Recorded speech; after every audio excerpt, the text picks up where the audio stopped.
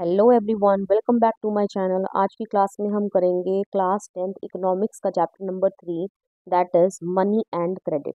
देखिए, मनी तो आप सबको पता है, मनी मनी पैसा तो सबको ही चाहिए, एंड क्रेडिट का मतलब होता है उधार। तो चलिए समझते हैं कि क्या है इस चैप्टर में। तो सबसे पहले हम जानेंगे कि बिफोर इन्वेंशन ऑफ मनी, जब मनी का इन्वेंशन ही नहीं हुआ था तो उससे पहले लोग किस तरीके से चीज़ों को खरीदते थे। ओके, तब उस समय क्या एग्जिस्ट किया करता था? Barter exchange system. ठीक है, अब आपके मन में क्वेश्चन आएगा कि व्हाट इज बार्टर सिस्टम।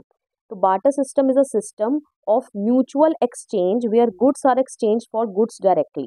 ठीक है, जहां पर एक गुड को दूसरे गुड के बदले में एक दूसरे के साथ एक्सचेंज कर लिया जाता है। लेट सपोज मुझे अगर चावल चाहिए, ठीक है, एंड किसी को अगर गेहूं चाहिए, और मेरे पास गेहूं है, तो मैंने गेहूं दे दिया और उसके बदले में क्या ले लिए? चावल ले लिए। ठीक है, तो इस अदला बदली को बोलते थे बार्टर एक्सचेंज सिस्टम। ओके, लेकिन इसके कुछ लिमिटेशंस हैं। क्या लिमिटेशंस हैं? कि इसके अंदर double coincidence of bonds was pre requisite condition for barter exchange. अब आपके मन में क्वेश्चन आएगा again, double coincidence of bonds क्या होता है? देखिए, डबल कोइंसिडेंस ऑफ बॉन्ड्स का मतलब है what a person desires to sell is exactly what the other wishes to buy. जैसे मैंने आपको अभी अभी बोला कि मैं क्या चाहती हूँ, मैं लिख देती हूँ यहाँ पर आई। ठीक है, मैं क्या चाह रही हूँ? मैं राइस चाह रही हूँ। ठीक है, और दूसरा इंसान को भी तो राइस वो चाहे, मैं राइस चाह रही हूँ तो दूसरा इंसान भी मुझे राइस तो दे। ठीक है, वो भी राइस देना चाह रहा हो। ठीक है, एंड किसके बदले में? मैं तो चाह रही हूँ कि मेरे को राइस मिल जाए, और मैं क्या देने को तैयार हूँ? मैं वीट देने को तैयार हूँ, मैं गेहूं देने को तैयार हूँ। तो दूसरा इंसान भी तो वीट लेने को तैयार हो। ठीक है, तो इसका मतलब डबल कोइंसिडेंस ऑफ बॉन्ड्स का होना यहाँ पर बहुत ज्यादा जरूरी है। मतलब कि जो मैं देना चाह रही हूँ वही दूसरा इंसान खरीदना चाह रहा हो। ठीक है, इसको बोलते हैं double coincidence of bond. Okay, अब lack of double coincidence of bonds means no exchange will take place. और अगर ये डबल कोइंसिडेंस ऑफ बॉन्ड्स की कमी हो रही है, जैसे लेट सपोज मैं तो चाह रही हूँ कि मुझे राइस मिल जाए, ठीक है, गेहूं के बदले, लेकिन कोई अगर गेहूं लेने वाला मुझे मिला ही ना, ठीक है, तो फिर मेरे को राइस कौन देगा? ओके, तो अगर डबल कोइंसिडेंस ऑफ बॉन्ड नहीं होती है, इसकी कमी होती है, तो आप एक्सचेंज नहीं कर पाओगे चीजों को। ओके, तो फिर किसका इन्वेंशन हुआ? मनी का इन्वेंशन हुआ। अब मनी क्या है? Money is anything which has common acceptability as a means of exchange. ठीक है, कॉमन एक्सेप्टेबिलिटी है, मतलब इसको तो कोई ना नहीं करेगा। ठीक है, आप मार्केट जाओ, मार्केट में पैसे दो, उसके बदले में चावल खरीद के ले आओ। एंड नॉट ओनली चावल, आपको कोई भी कॉमोडिटी चाहिए, आपको जूते चाहिए, आपको पर्स चाहिए, आपको बैग चाहिए, मतलब कि what ever you want two by you can buy it, you can exchange it for money. ठीक है, मनी के बदले में आपको कोई भी हंसी खुशी जो भी चीज आप चाहते हो वो आपको दे देगा। Okay, and not only this common acceptability के अलावा भी इसके कुछ फीचर्स हैं। वो क्या है? A measure and a store of value. Money की एक स्टोर ऑफ वैल्यू है। स्टोर ऑफ वैल्यू का मतलब है कि आप पैसे को जोड़ कर रखो ना, उसकी वैल्यू कम होने वाली नहीं है। ठीक है, फ्यूचर में आपका पैसा जो है काम ही आएगा, आप उसको स्टोर करके रख सकते हैं। अगर यही आप बोले, आज आपने 1 लाख रुपए स्टोर कर लिया, ठीक है, 1 महीने के बाद आपको 1 लाख रुपए अगर आपको इस्तेमाल करने हो, ठीक है, तो आप उसको यूज कर सकते हो, उसकी स्टोर की एक वैल्यू है। ठीक है, लेकिन यही आप बोलो कि मैं आज ना 15 दर्जन जो है केले खरीद कर रख लेती हूँ, ठीक है, या 15 दर्जन मैं शूज खरीद के रख 15 पेयर ऑफ शूज खरीद के रख लेती हूँ। ठीक है, तो उसकी क्या कोई वैल्यू रहेगी? उसको स्टोर करने की कोई वैल्यू है? नहीं, there is no value. Okay, and a measure, ठीक है, मनी जो है वो चीजों को मेजर दे देता है। आप नाप सकते हो ना कि इस चीज की ये वैल्यू है और इस चीज की ये वैल्यू है। ठीक है, तो इसी को बोलते हैं। ओके, अब मनी के आने से क्या हुआ? Money eliminates the need for double coincidence of bonds. ठीक है, मनी ने इस चीज को, डबल कोइंसिडेंस ऑफ बॉन्ड की जो जरूरत थी उसको एलिमिनेट कर दिया। क्यों? क्योंकि अब जरूरी नहीं है, क्योंकि अब तो मैं किसी भी चीज को किसी दूसरी कॉमोडिटी के बदले तो एक्सचेंज कर ही नहीं रही। अब तो मेरे को पैसे के बदले कोई चीज चाहिए, तो पैसा तो कोई भी लेने से इनकार नहीं करेगा, और जो चीज आप चाहते हैं वो आपको बड़ी खुशी खुशी दे देगा। Okay, next, money acts as an intermediate in the exchange process. ठीक है, thus it is called a medium of exchange. कई बार ये क्वेश्चन आ जाता है कि why money is called a medium of exchange. So these all are the points that you will write. Okay, आप ये सारे पॉइंट्स जो हैं वो लिख देंगे।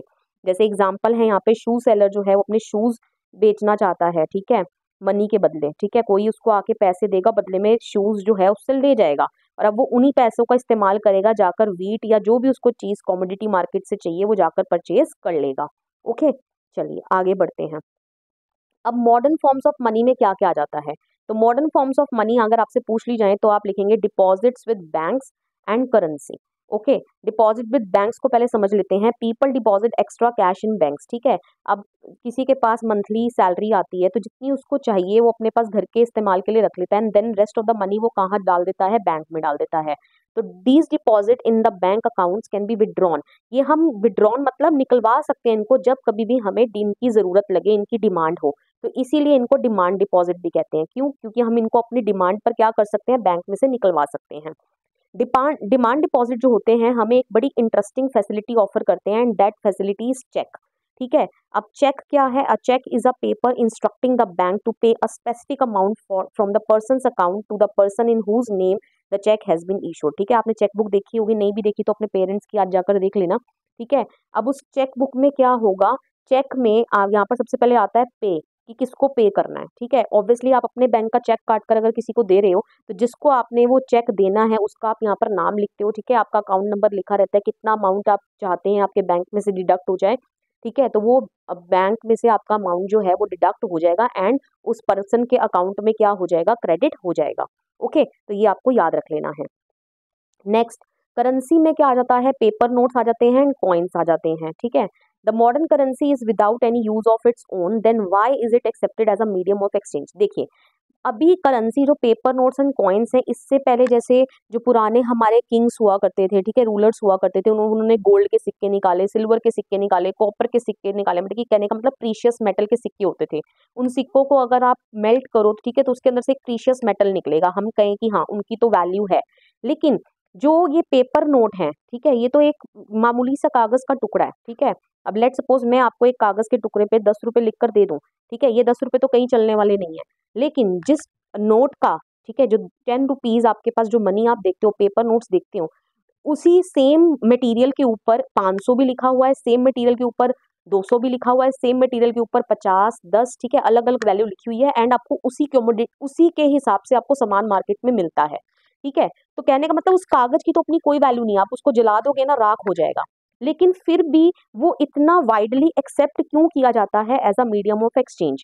ओके, तो इसका यही रीजन है, because it is authorized by the government of the country, क्योंकि हमारी गवर्नमेंट जो है कंट्री की, उसने ऑथोराइज किया है। ठीक है, the reserve bank of India issues currency notes on behalf of the central government. ठीक है, कौन इशू करता है? आरबीआई इशू करता है सेंट्रल गवर्नमेंट के बिहाफ पर। कोई दूसरा इंडिविजुअल करेंसी को इशू करने के लिए अलाउड नहीं है। ठीक है, और कोई भी इंडिविजुअल रिफ्यूज नहीं कर सकता पेमेंट मेड इन रुपीज। ठीक है, हमारे यहाँ रुपीज ही चलते हैं और कोई भी आपको मना नहीं कर सकता। ठीक है, hence rupee is widely accepted as a medium of exchange. ठीक है, तो रुपी जो है वो वाइडली एक्सेप्टेड किया जाता है as a medium of exchange. Okay, I hope so this much is clear. Next बढ़ते हैं आगे। Some more examples of modern form of currency, जैसे अब आपकी जेब में क्रेडिट कार्ड होता है, ठीक है, डेबिट कार्ड होता है आपके बैंक का, यूपीआई पेमेंट करते हो आप, नेट बैंकिंग या मोबाइल बैंकिंग करते हो, तो these all are also the examples of modern forms of money. Okay, चलिए, next topic in your book is loan activities of banks. ठीक है, अब बैंक क्या करता है? देखिए, bank keeps a cash reserve. अब बैंक में आप जाकर पैसा जमा करवाते हो तो बैंक अपने पास एक कैश रिजर्व रखता है, और वो कैश रिजर्व कितना होता है? Banks hold about 15% of their deposits as cash. ठीक है, 15% जितना भी उनके पास डिपॉजिट आता है उसका 15% अपने पास एज कैश रिजर्व रखते हैं। Okay, any use and use the major portion of the deposits to extend loans, and जो बाकी का पैसा है ना, वो लोन देने में क्या करते हैं? यूटिलाइज करते हैं। ठीक है, कोई भी बैंक इस पॉलिसी के ऊपर चलता है। मान लो आज 100 लोग गए बैंक में, ठीक है, और उन्होंने पैसे जाकर जमा करवाए, जितने भी पैसे उन्होंने जमा करवाए, तो कल 100 के 100 लोग तो आ नहीं जाएंगे पूरे पैसे विड्रॉ करने के लिए। ठीक है, कोई जितने भी पैसे उन्होंने जमा कराया हो सकता है उसका सिर्फ 10% ही निकाल कर ले जाए, कोई सिर्फ 5% ही ले जाए, कोई 15% ले जाए। तो बैंक क्या करते हैं? वो 15% तो रिजर्व अपने पास रखेंगे इन नीड्स को फुलफिल करने के लिए, इन रिक्वायरमेंट्स को फुलफिल करने के लिए, एंड बाकी का पार्ट वो लोन के रूप में बोरोवर्स को दे देंगे। ठीक है, तो यहाँ से इस चार्ट के थ्रू आप समझ सकते हो, ये रहा आपका बैंक, डिपॉजिटर गया बैंक में पैसा जमा करवाने के लिए। ठीक है, बैंक ने इसको बदले में इंटरेस्ट पे किया। ओके, एंड अब ये जो बैंक के पास पैसा है, ये 15% तो अपने पास कैश रिजर्व रख लेगा, एंड बाकी का ये बोरोवर्स को मनी लोन्ड, ठीक है, लोन दे देगा, एंड अब ये इनसे भी इंटरेस्ट चार्ज करेगा। लेकिन डिफरेंस ये है कि जो इसने बोरोवर से इंटरेस्ट चार्ज करा वो कहीं गुना ज्यादा होगा as compare to the interest which the bank is paying to the depositors. ठीक है, जितना बैंक डिपॉजिटर्स को इंटरेस्ट दे रहा है वो काफी कम होगा इन कंपैरिजन टू जो वो चार्ज कर रहा है। ओके, तो यही जो डिफरेंस है ना between the interest charged and interest paid, ये हो जाती है बैंक की इनकम। ओके, चलिए आगे बढ़ते हैं। Two different credit situations. ठीक है, अब सबसे पहले क्रेडिट को समझते हैं। क्रेडिट को हम लोन भी कहते हैं, ठीक है, उधार। ठीक है, refers to an agreement in which the lender supplies the borrowers with money. ठीक है, लेंडर मतलब जो दे रहा है, ठीक है, किसको, बोरोवर को, ठीक है, जिसको उधार चाहिए, लेने वाला, उसको सिर्फ पैसे नहीं, पैसे की फॉर्म में भी उधार दिया जाता है। मान लो आपका दोस्त आपके पास आया, उसने बोला मुझे 1,000 रुपए उधार दे, ठीक है, तो मनी भी दी जा सकती है, गुड्स भी उधार दिए जा सकते हैं, या सर्विसेज भी उधार दी जा सकती हैं। जैसे कोई आपके पास आया और बोला कि मुझे अपनी बाइक दे दो एक दिन के लिए, ठीक है, या एक हफ्ते के लिए, मुझे अपना लैपटॉप दे दो एक हफ्ते की यूज के लिए। ओके, या सर्विसेज मतलब किसी ने बोला कि मैम अभी आप पढ़ा दो, अभी पैसे नहीं है हमारे पास, आपको भी हम फ्यूचर में पेमेंट कर देंगे। ठीक है, तो ये सब कुछ क्रेडिट के अंतर्गत आ जाता है। क्रेडिट सिर्फ पैसों का लेन देन मत समझिएगा कि पैसा ही सिर्फ उधार पे दिया जा सकता है, कोई गुड भी दिया जा सकता है और या सर्विसेज भी दी जा सकती हैं in return for the promise of future payment. ठीक है, कि आपको एक प्रॉमिस किया जाएगा उसके बदले में कि फ्यूचर में आप उनको वो चीज जो है लौटा दोगे। ओके, चलिए आगे बढ़ेंगे। Credit as an asset. ठीक है, अब आपके चैप्टर में दो सिचुएशंस दे रखी हैं। ठीक है, एक फेस्टिवल सीजन है, ठीक है, किसके लिए, स्टोरी ऑफ सलीम दे रखी है, एंड एक स्वप्नास प्रॉब्लम दे रखी है। ठीक है, तो ये आप बुक में पूरा अच्छे से देख लेना, मैं आपको फिर भी एक बारी बता देती हूँ। देखिए, फेस्टिवल सीजन में ये जो सलीम है, ठीक है, इसको ऑर्डर आता है 3,000 पेयर ऑफ शूज डिलीवर करने का एक महीने में। तो ये क्या करता है, इसको कुछ वर्कर्स भी चाहिए स्टिचिंग करने के लिए एंड पेस्टिंग वर्क के लिए, उसको रॉ मटेरियल भी खरीदना है। तो इन सब एक्सपेंसेस को मीट करने के लिए Salim obtains loans from two sources, दो तरीके से वो लोन लेता है। First he asks the leather supplier to supply leather. ठीक है, लेदर सप्लायर को बोलता है कि मुझे आप लेदर दे दो एंड बाद में मैं आपको पेमेंट कर दूंगा। और बाकी वो कुछ लोन लेता है कैश की फॉर्म में फ्रॉम द ट्रेडर, जिसने उसको क्या दिया है, ऑर्डर दिया है। ठीक है, 1,000 पेयर ऑफ शूज का, तो वो आधी पेमेंट उससे एडवांस में ले लेगा। ठीक है, और बाकी पेमेंट वो क्या करेगा, with a promise to deliver the whole order by the end of the month. Okay, और यही बोलेगा कि मैं आज जब आपको पूरे शूज दे दूंगा तब आप मेरे को बाकी की पेमेंट भी दे देना। ओके, अब जब महीने का अंत हो जाता है तो सलीम जो है वो ऑर्डर डिलीवर भी कर देता है, अच्छा प्रॉफिट भी कमा देता है। ठीक है, और जो अपना जो भी उसने उधार लिया है उन शूज को बनाने में, वो सारा उधार भी पे कर देता है। तो इस केस में, सलीम के केस में, तो ये क्रेडिट क्या रहा उसके लिए, एक एसेट रहा, मतलब कि उसने बहुत अच्छे तरीके से सारी चीजों को मैनेज कर लिया। ओके, एंड बहुत अच्छा प्रॉफिट भी कमा लिया। लेकिन स्वप्ना के केस में क्या हुआ, she is caught in a debt trap, वो डेट ट्रैप में फंस गई। अब इसकी कहानी क्या है, वो एक फार्मर है, ठीक है, ग्राउंडनट उगाती है 3 एकड़ ऑफ लैंड पे। ठीक है, लोन लेती है मनी लेंडर से अपनी सभी एक्सपेंसेस को मीट करने के लिए, कल्टीवेशन के लिए, इस उम्मीद में कि उसका बहुत अच्छी खेती बाड़ी हो जाएगी और जब वो अपने अनाज को बेचेगी तो वो अपने लोन को चुका देगी। लेकिन हुआ क्या, उसकी क्रॉप में कीड़ा लग गया, जिसके कारण जो उसकी उम्मीदें थी अपनी क्रॉप से वो उसकी पूरी हो नहीं पाई। ओके, एंड अब क्या हुआ, अब वो मनी लेंडर को तो पैसे वापसी दे नहीं पाई। ओके, एंड इंस्टेड उसके ऊपर और कर्जा चढ़ गया, क्योंकि अब उसको और लोन लेना पड़ेगा, क्योंकि अब उसको दोबारा से खेती बाड़ी करनी पड़ेगी, तो उसके लिए उसको फिर दोबारा से लोन की रिक्वायरमेंट होगी। तो इस तरीके से वो तो किस में फंस चुकी है, डेट ट्रैप में फंस चुकी है। ठीक है, credit in this case pushes the borrower into a situation from which the recovery is very painful. ठीक है, तो इस डेट ट्रैप से बाहर निकलना उसके लिए काफी मुश्किल होगा। ओके, तो देख लीजिए कैसे लोन दोनों तरीके से काम कर रहा है, जो उधारी है वो दो तरीके से काम कर रही है, किसी के लिए वो एसेट प्रूफ हो रही है और किसी के लिए वो कर्जे के रूप में कर्जे का जंजाल बन गया। ओके, चलिए आगे बढ़ते हैं। Terms of credit. देखिए, जब कोई किसी को उधार देता है ना तो वो कुछ शर्तें रखता है, टर्म्स उसी को बोलते हैं। तो all those terms and conditions which are agreed upon by the borrower and lender. ठीक है, जो उधार दे रहा है और जो उधार ले रहा है, उन दोनों के बीच में कुछ एक रजामंदी होती है। ठीक है, कुछ टर्म्स शर्तें रखी जाती हैं, उन्हीं को टर्म्स ऑफ क्रेडिट बोलते हैं, जिसके अंदर सबसे पहले क्या आ जाता है, कोलेट्रल। ओके, कोलेट्रल क्या होता है, is an asset that the borrower owns. ठीक है, कोई एक ऐसा एसेट जो बोरोवर, जो उधार ले रहा है ना आपसे, ठीक है, उसके पास कोई ना कोई एसेट है, मान लो उसके पास लैंड है, बिल्डिंग है, व्हीकल है, ठीक है, कुछ पशु है उसके पास, लाइफ स्टॉक में पशु आ जाते हैं, डिपॉजिट है बैंक के साथ। ठीक है, जिसको वो गारंटी के तौर पे इस्तेमाल कर सकता है, वो लेंडर के पास रखवा देगा until the loan is repaid. मान लो आप अपने दोस्त के पास गए कि मुझे ना 50,000 रुपये दे दे, ठीक है, तो आपके दोस्त ने बोला भाई 50,000 रुपये तो ले जा, लेकिन बदले में मुझे अपनी बाइक दे दे, ठीक है, और जब तुम मेरे पैसे वापस लौटा दोगे तो अपनी बाइक ले जाना। ओके, तो ये अब यहाँ पर बाइक क्या हो गई, एक रूप से कोलेट्रल हो गई। ओके, चलिए, और क्या क्या हो जाता है टर्म्स ऑफ क्रेडिट में, डॉक्यूमेंटेशन रिक्वायर्ड, ठीक है, अब बहुत सारे डॉक्यूमेंट भी चाहिए होंगे, राइट। अगर आप लोन लेने के लिए जाओ तो बैंक आपसे आपकी सैलरी स्लिप मांगेगा, ठीक है, और भी आपका एड्रेस प्रूफ मांगेगा, ठीक है, बहुत सारी चीज़ों डॉक्यूमेंट्स जो हैं आपको फुलफिल करनी पड़ेगी रिक्वायरमेंट। इंटरेस्ट रेट वो आपको बताएगा, ठीक है, इतना इंटरेस्ट रेट चार्ज किया जाएगा। मोड ऑफ पेमेंट क्या रहेगी, ठीक है, आप कैसे जो आप बोरो कर रहे हो वो कैसे किस तरीके से लौटाओगे, ठीक है, आप मंथली पेमेंट करोगे, क्वार्टरली करोगे। ओके, तो ऑल दीज फोर थिंग्स, ठीक है, सभी चीजें आपस में मिलकर क्या बनाती हैं, टर्म्स ऑफ क्रेडिट। ठीक है, टर्म्स ऑफ क्रेडिट आपसे पूछ लेगा, आपको ये चारों की चारों लिख कर आनी पड़ेगी। टर्म्स ऑफ क्रेडिट जो है वो वेरी करती है depending on the nature of lender and the borrower, ठीक है, ये डिपेंड करता है जो दे रहा है लोन और जो ले रहा है लोन, ठीक है, उनके आपस में नेचर पर वेरी करता है। मान लो आपका कोई रिश्तेदार है, वो आपको आपके लिए हो सकता है रेट ऑफ इंटरेस्ट कुछ और हो, ठीक है, कोई आप बाहर वाले से लोन ले रहे हो तो वो आपको कुछ high rate of interest charge करे, तो ये सब शर्तें जो हैं वो वेरी करती हैं, ठीक है, अलग अलग होंगी। चलिए आगे बढ़ते हैं, variety of credit arrangements.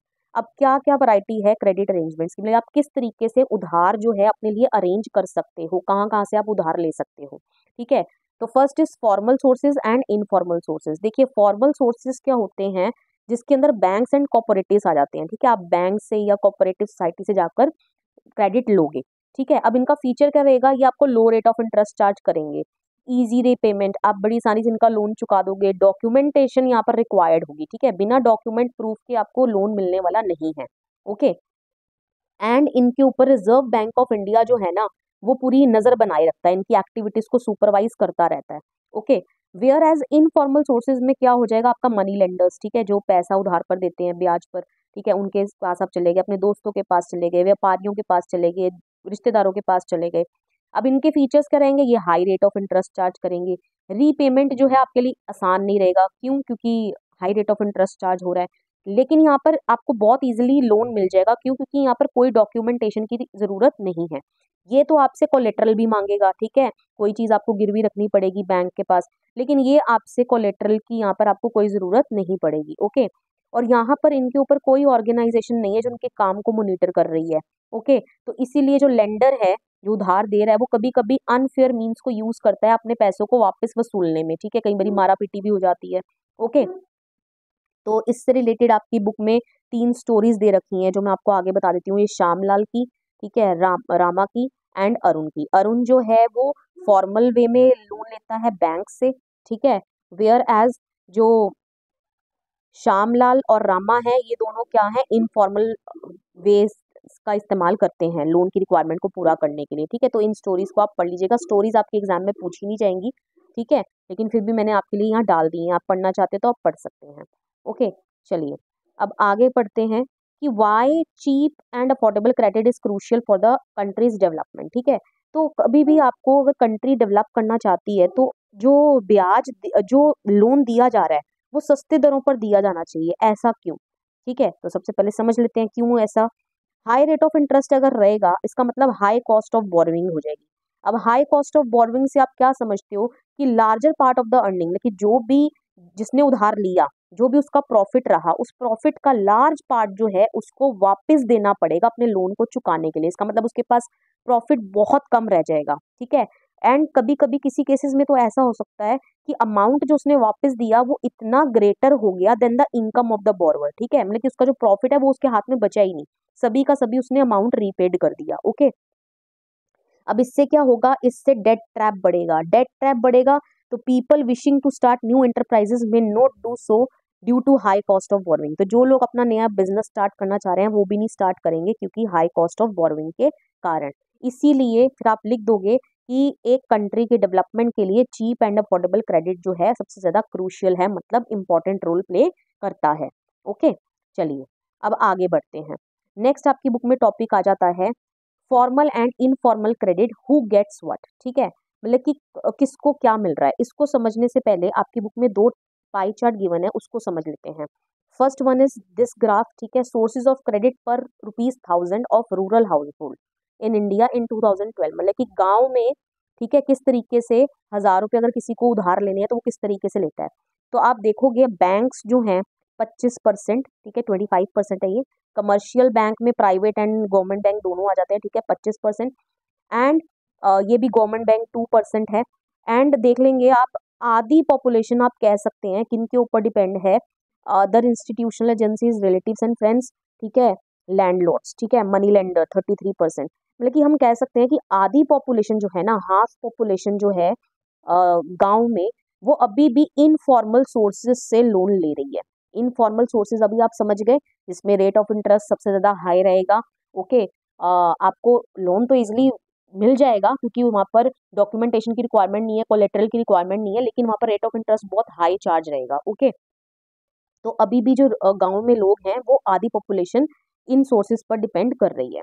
Okay, next अब आपको दिया है एक पाई चार्ट जिसके अंदर बताया गया है शहरों में, अर्बन हाउस होल्ड्स में क्या परसेंटेज है, फॉर्मल से कितना लोन लिया जा रहा है एंड इनफॉर्मल से कितना लोन लिया जा रहा है।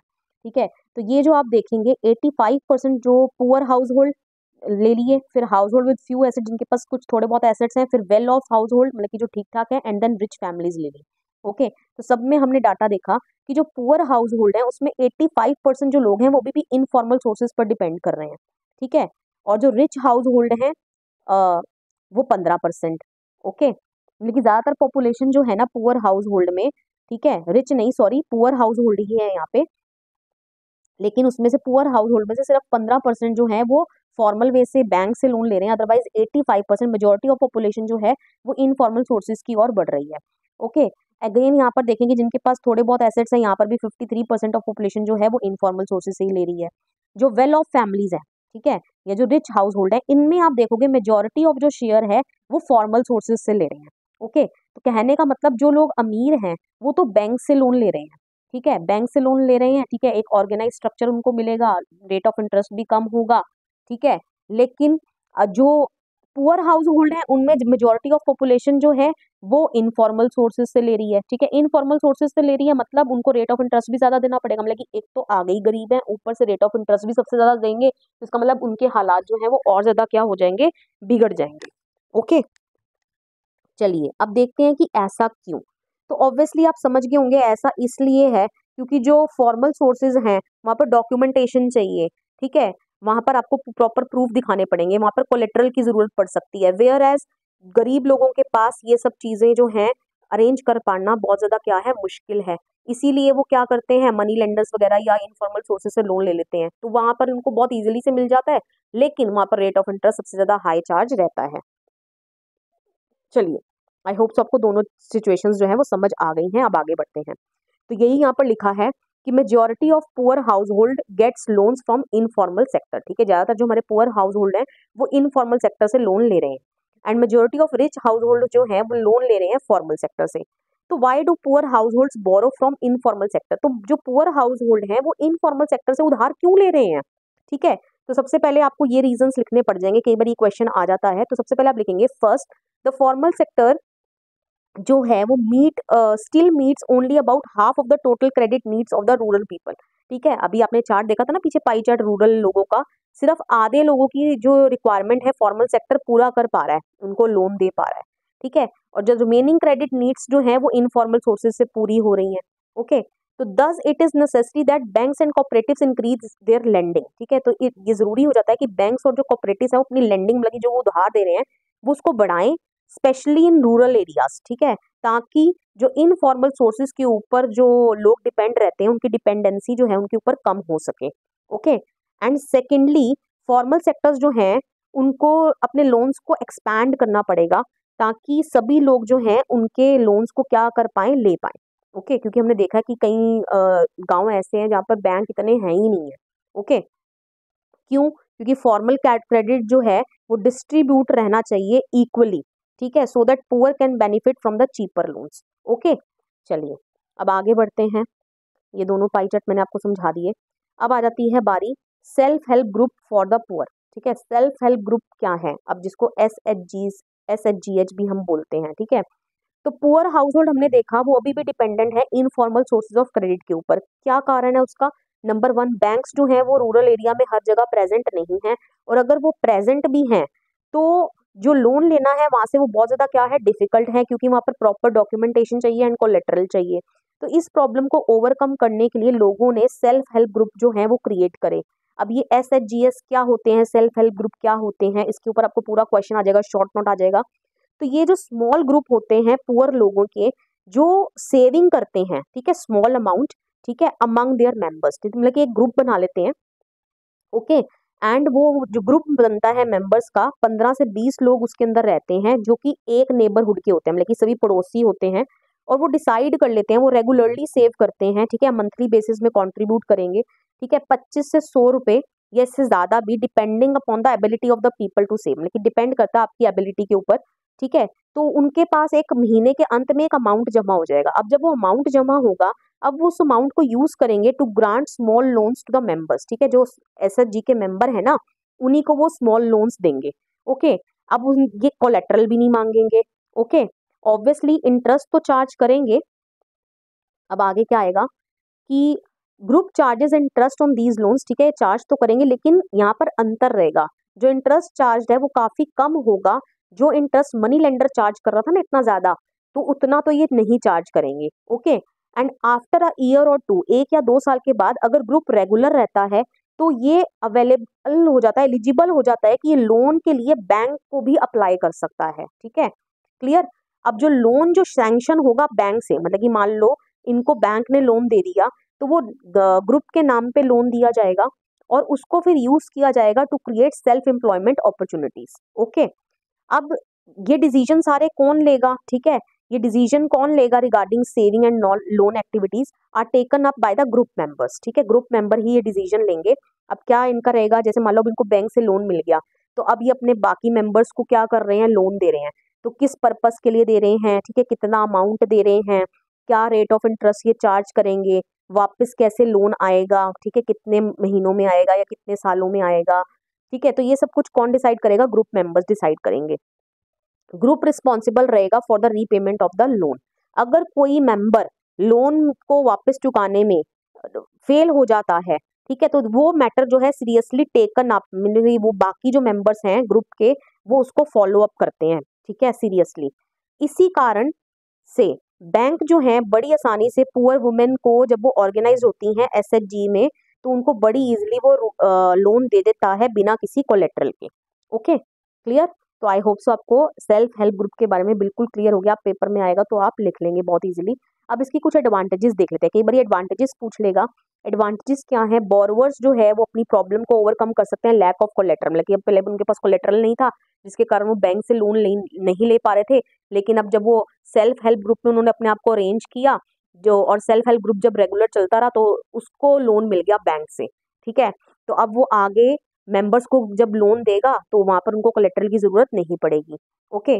People can get timely loan, time पे उनको लोन मिल जाएगा for variety of purposes and eight reasonable rate of interest, okay.